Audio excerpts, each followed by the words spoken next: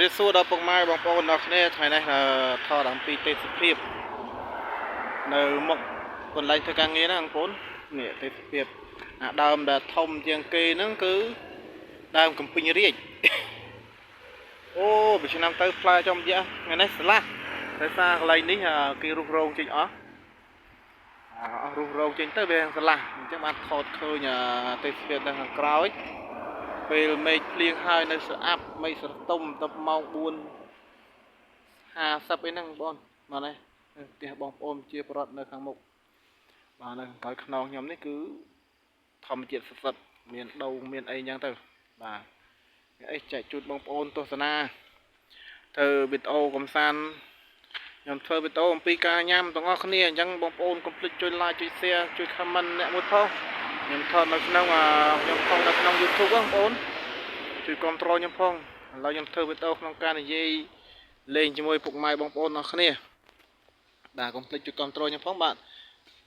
បើពេញចិត្តនៅវីដេអូហ្នឹងជួយ comment អ្នកមួយផងខ្ញុំនឹងថតឲ្យបងប្អូនមើលទៀតនៅខាងនោះគឺផ្ទះម៉ាក់ហៀងលក់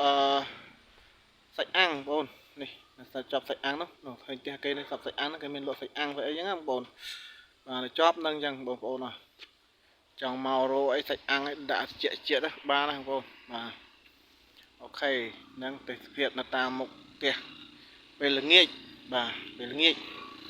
បងប្អូនឃើញស្អាតទេបងប្អូនភ្លេចជួយ comment អ្នកមួយផងណាបាទតែដើរលេងហាត់ប្រាណលេងតាមខ្នល់តាមមុខផ្ទះហ្នឹងវាទាំងទលេដែរបងប្អូនណាគឺខ្នល់ទលេយើងបងប្អូនអញ្ចឹងដើរតាំងដើរហាត់ប្រាណហ្មងហើយយើងដើរហាត់ប្រាណអញ្ចឹងហ្មង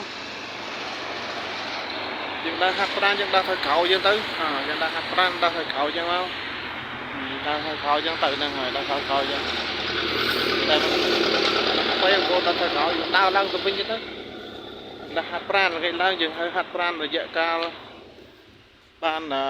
3-4 នាទីអញ្ចឹងទៅ15 នាទីឬក៏កន្លះម៉ោងគាត់ដែរហាត់ប្រាណដើម្បីឲ្យវាចុះចិត្តស្ករក្នុងខ្លួនយើងហ្នឹងបងប្អូនកុំភ្លេចជួយ comment ម្នាក់មួយផងបងប្អូនណាអ្នកនៅក្នុង YouTube បាទសូមរាប់អានដល់អស់គ្នាបងប្អូនបាទអរគុណច្រើនបាយបាយ